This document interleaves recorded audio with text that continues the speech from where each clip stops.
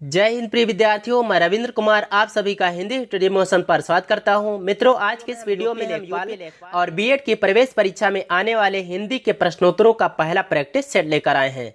जैसा कि आपको मालूम होगा कि यूपी लेखपाल के पेपर में हिंदी से 25 क्वेश्चन पूछे जाएंगे और बीएड की प्रवेश परीक्षा में हिंदी से 50 क्वेश्चन पूछे जाएंगे, लेकिन हमारे द्वारा यहाँ पर 25-25 क्वेश्चनों के प्रैक्टिस सेट लाए जाएंगे। तो आइए हम वीडियो को स्टार्ट करते हैं और आप सभी लोग वीडियो को अंत तक देखिएगा और पसंद आएगा तो लाइक जरूर करना। देखिए, पहला प्रश्न दिया गया है, जो धरती फोड़कर जन्मता है दोस्तों उसको कहा जाता है उद्भिद, यानी यहाँ पर अपना डी ऑप्शन ला कर दिया जाएगा। अगर हम और भी ऑप्शन की बात कर लें, जैसे स्वयं जन्म लेने वाला स्वयंभू कहलाता है और माता के गर्भ से जन्म लेने वाला जरायुज कहलाता है। जन्मजात आप इसको तो जानते ही होंगे, जन्मजात यानी जन्म से ही पैदा हुआ। अगला है, दो समीपवर्ती वर्णों के मेल से जो विकार यानी परिवर्तन होता है दोस्तों उसको संधि कहा जाता है। जब वर्णों के मेल की बात करें तो संधि, अगर शब्दों या पदों की मेल की बात करें तो समास हो जाता है, और वे शब्द या शब्दांत जो किसी शब्द के या क्रिया के बाद में लगाए जाते हैं उसको प्रत्यय कहा जाता है। अगला जो दिया गया है, नीचे दिए गए शब्दों में से अव्ययी भाव समास का चयन कीजिए। तो अव्ययी भाव समास आजीवन शब्द में है, यानी आजीवन जो शब्द है यह अव्ययी भाव समास का उदाहरण है। अगर इसका समास विग्रह करें तो ये हो जाता है जीवन पर्यंत। अगर हम और भी ऑप्शन की बात कर लें, जैसे पाप और पुण्य, तो ये पहले का हो जाएगा, इसमें द्वंद्व समास।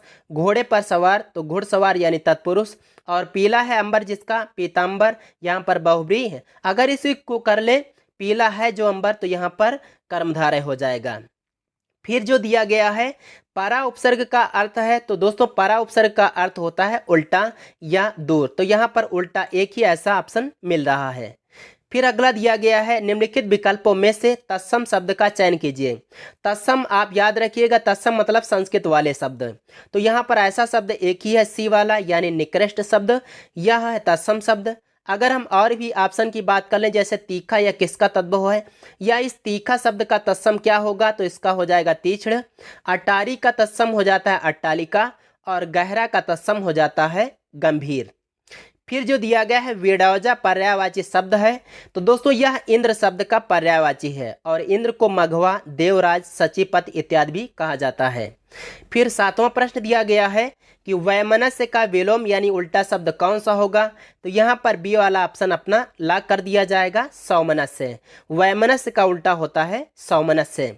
आठवां प्रश्न है, उद्धत का विलोम शब्द है दोस्तों, उद्धत का मतलब होता है उद्दंड, और इसका विलोम यानी उल्टा हो जाता है विनीत, यानी अपना ऑप्शन यहाँ पर बी वाला लाग कर दिया जाएगा। उत्तम जो है यह अधम का है, और कोमल जो है यह कठोर का विलोम शब्द है। अगला यानी नवा प्रश्न है, किसी पर विजय पाने की इच्छा रखने वाला, विजय पाने की इच्छा रखने वाला यानी जीतने की इच्छा रखने वाला, तो दोस्तों उसको जिगीषु कहते हैं। अगर यहीं पर वाला ना जुड़ा हुआ होता, रखने वाला ना जुड़ा हुआ होता, कहता कि किसी पर विजय पाने की इच्छा, तो उसी को कहा जाता है जिगीषा।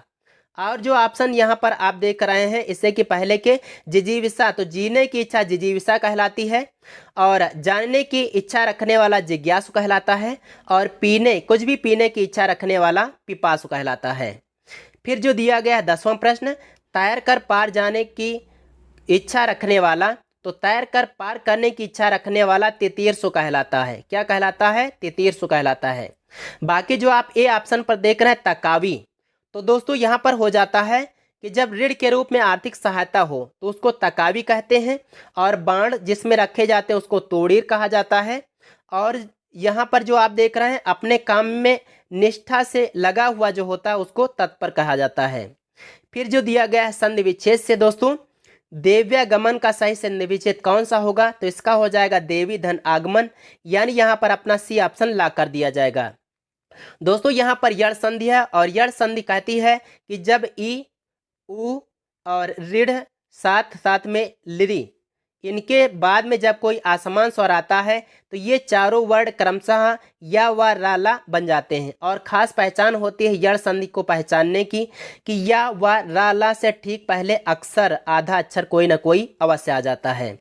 अगला प्रश्न दिया गया है, बीचों बीच में समास है, तो दोस्तों बीचों बीच में समास हो जाएगा अव्ययी भाव, यहाँ पर अपना ऑप्शन बी वाला लॉक कर दिया जाएगा। यहाँ पर ऐसा क्यों है?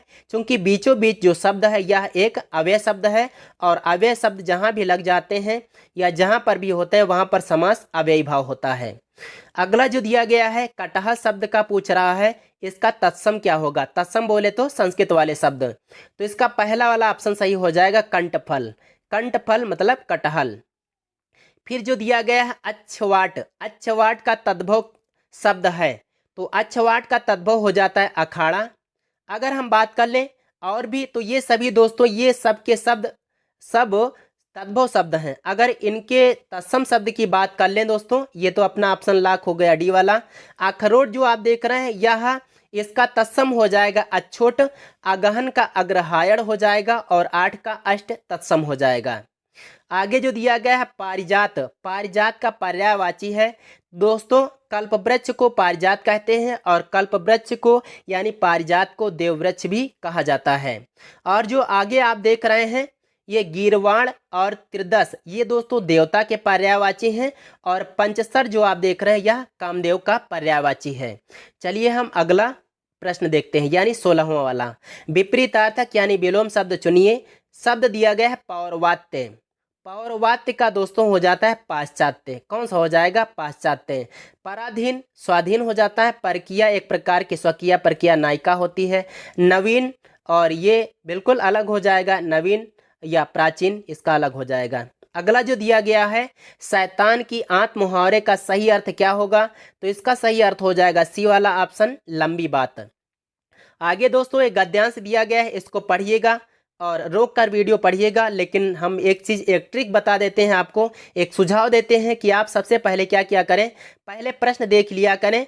जो भी प्रश्न हो उसको पढ़ लें, उसके बाद में अगर आप पढ़ने जाएंगे उस गद्यांश को तो प्रश्न जल्दी हो जाएंगे। आइए हम यहाँ पर रोक देते हैं, आपको यहाँ पर पढ़ना है रोक कर, उसके बाद में समझना है। अगला देखते हैं, आगे वाला भी आ जाए, ये भी आ गया। ये देखिए पहला प्रश्न दिया गया है इस गद्यांश का, कह रहा है कि श्रद्धा और प्रेम में क्या अंतर है? दोस्तों आपने वहाँ पर देखा होगा गद्यांश में श्रद्धा और प्रेम के अंतर की बात करें तो ये लिखा हुआ है श्रद्धा की सामाजिक विशेषता। एक इसी बात से समझ लीजिए कि जिस पर हम श्रद्धा रखते हैं उस पर चाहते हैं कि और लोग भी श्रद्धा रखें, यह होता है सामाजिक। ठीक है, श्रद्धा क्या कैसा है? सामाजिक है। और कहा गया जिस पर हमारा प्रेम होता है उससे और 10-5 आदमी प्रेम रखें, इसकी हमें परवाह क्या, इच्छा भी नहीं होती है। तो यह अंतर हो जाता है। अंतर क्या बतलाया गया है? विकल्प में देखिए, विकल्प में दिया गया श्रद्धा सामाजिक और प्रेम व्यक्तिगत है। बिल्कुल ऑप्शन यहाँ पर अपना पहला वाला लॉक हो जाएगा। आगे जो दिया गया यह भी इसी गद्यांश से है, कह रहा है श्रद्धा एक आनंदपूर्ण कृतज्ञता है। क्योंकि आपने यहाँ पर दोस्तों पढ़ा होगा, ये दिया गया है पहला वाला, पहली लाइन है श्रद्धा एक ऐसे आनंदपूर्ण कृतज्ञता है जिसे हम केवल समाज के प्रतिनिधि रूप में प्रकट करते हैं। तो इसका सही उत्तर यही हो जाएगा जहां पर आपको ऐसा मिल रहा होगा। देखिए यहां पर जो दिया गया है, हम समाज के प्रतिनिधि के रूप में इसे प्रकट करते हैं, यानी अपना ऑप्शन यहाँ पर डी वाला लॉक हो जाएगा। फिर जो दिया गया है, कह रहा है यहाँ पे कि निर्देश दिया गया निम्नलिखित प्रश्नों के वाक्यों में त्रुटि का चयन करें। अगर कोई त्रुटि नहीं है तो विकल्प डी का चयन करें। वाक्य दिया गया है विद्यालय में जलपान को उत्तम प्रबंध है। अगर कोई भी नहीं त्रुटि है तो कोई त्रुटि नहीं के लिए डी विकल्प चुनना है। तो दोस्तों आप जो यहाँ पर देख रहे हैं जलपान को, यही गलत हो जाएगा। क्यों? यहाँ पर गलती है, होना चाहिए जलपान का। तो अगर होता है विद्यालय में जलपान का उत्तम प्रबंध है तो पूरा वाक्य सही हो जाता और अपना ऑप्शन फिर डी लॉक कर दिया जाता। अगला दिया गया है अपशकुन शब्द में प्रयुक्त उपसर्ग है, तो यहाँ पर अप हो जाएगा, पहला ऑप्शन सही हो जाएगा। फिर है अध्यापक शब्द का बहुवचन बनाते समय किस शब्द का प्रयोग करना उचित होगा? तो जब भी ऐसा आ जाए आप तुरंत ही वाक्य बना लें कि वहाँ पर अध्यापक गण बैठे हैं। अध्यापक गण बैठे हैं, इसका मतलब ये हुआ कि गण जो शब्द है यह अध्यापक के साथ में जुड़कर बहुवचन बना देता है। फिर दिया गया है 23वां प्रश्न, जब किसी वाक्य में पुकारने का संकेत मिलता है, तो दोस्तों जहां भी किसी को पुकारा जाता है तो इसका मतलब उसको संबोधित किया जाता है, यानी वहां पर आपका कारक हो जाएगा संबोधन। फिर दिया गया 24वां प्रश्न, किस वाक्य में तात्कालिक वर्तमान काल है? यहाँ पर पहला वाला ऑप्शन लॉक कर दिया जाएगा, मैं परीक्षा दे रहा हूँ। अगर दूसरे विकल्प की बात कर लें, मैंने परीक्षा दिया है, तो यहाँ पर आसन्न भूत हो जाएगा। अध्यापक आते होंगे, तो यहाँ पर निश्चय नहीं है, संदेह है। अगला जो दिया गया है ये बाकी सभी गलत हैं, अपना ऑप्शन तो पहला वाला ही लॉक हो गया। आइए आज का अंतिम और 25वां प्रश्न देखते हैं। ये दिया गया है, निम्नलिखित शब्दों में से कौन सा शब्द पुल्लिंग है? जहां भी पुल्लिंग स्त्रीलिंग बनाने को कहे या छांटने को कहे, तुरंत वाक्य बनाओ। शराब पी जाती है, किताब पढ़ी जाती है, गरीबी अच्छी नहीं होती है। तो बाकी क्या बचा? सभी होती है, पढ़ी जाती है, पी जाती है, स्त्रीलिंग है। लेकिन यहाँ पर गुलाब जो शब्द है, गुलाब खिला हुआ है, तो बिल्कुल यहाँ पर ये गुलाब शब्द पुल्लिंग हो जाएगा। तो दोस्तों यह वीडियो आपको कैसा लगा? यदि अच्छा लगा हो तो आप इस वीडियो को लाइक ज़रूर करिएगा। अगर आप चैनल पर नए हैं तो चैनल को भी सब्सक्राइब कर लीजिएगा। अगर आप चाहते हैं इसमें कोई परिवर्तन किया जाए, केवल ऑप्शन जो सही हो उसी को ही बताया जाए, तो उसको भी आप कमेंट करके ज़रूर बताइएगा। हम उस हिसाब से अगला वीडियो बनाएंगे। तो आइए दोस्तों चलते हैं। जय हिंद, वंदे मातरम।